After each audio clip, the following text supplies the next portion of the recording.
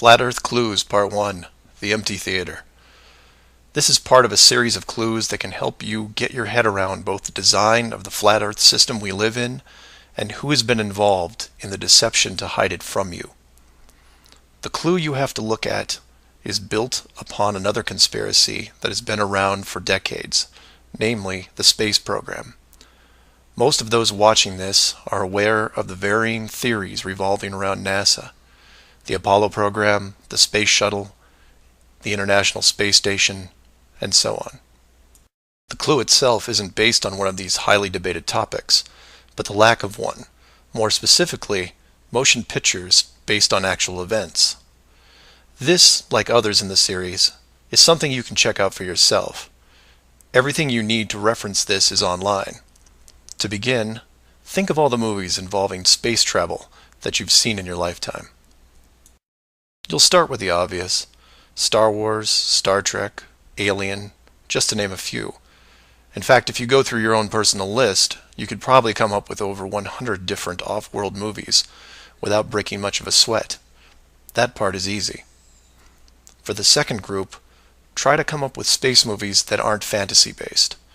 You'll get a list that has Red Planet, Gravity, Mission to Mars, 2001, things like that. These films will usually take on a not-so-distant future theme, and where we could be down the road. And it's still a pretty good-sized list. These first two groups of films are encouraged by the authority, because they reinforce the globe model through assumption. The entertainment system demands that the globe view and solar system concept is a given.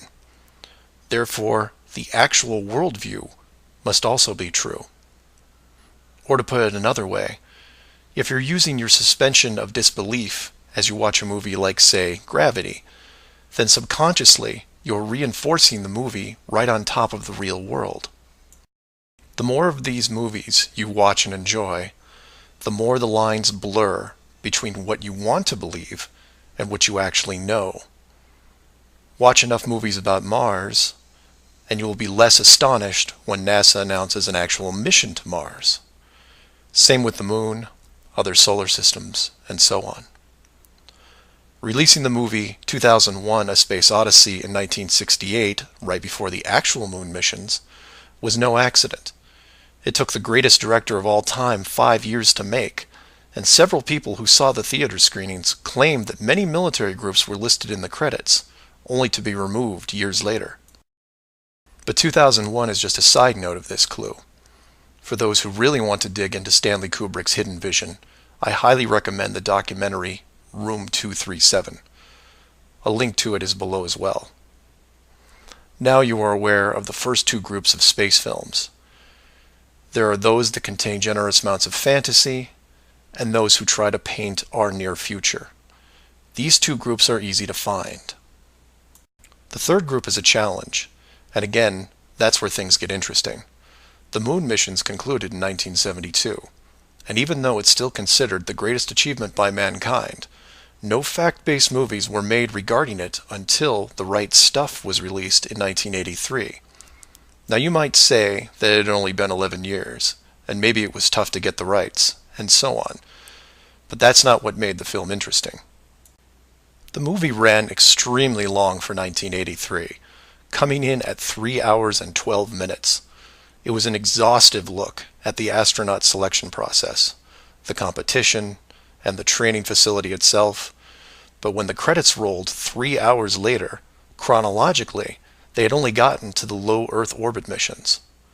Just for fun, Google The Right Stuff movie and see how many spacecraft you can find.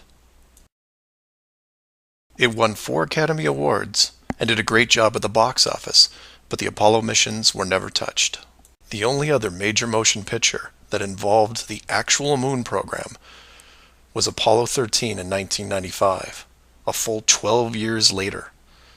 Apollo 13 only covered a single moon orbit and no landing or close-up reference to the previous missions below them.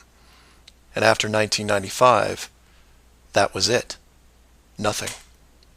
Hollywood is known for leaving no stone unturned, with reboots and sequels to nearly everything. Yet in almost 60 years, There has never been a single moon mission movie based on actual events. Hundreds of science fiction films reference in it. Everything from Superman to the Transformers. But literally nothing that covers the moon's surface. 6 complete moon missions involving multiple vehicles, moon buggies, playing golf, and no one wants to touch it. Now, to be fair, there was a TV miniseries in 1998 covering the subject. It was produced by Tom Hanks, who got involved after starring in Apollo 13.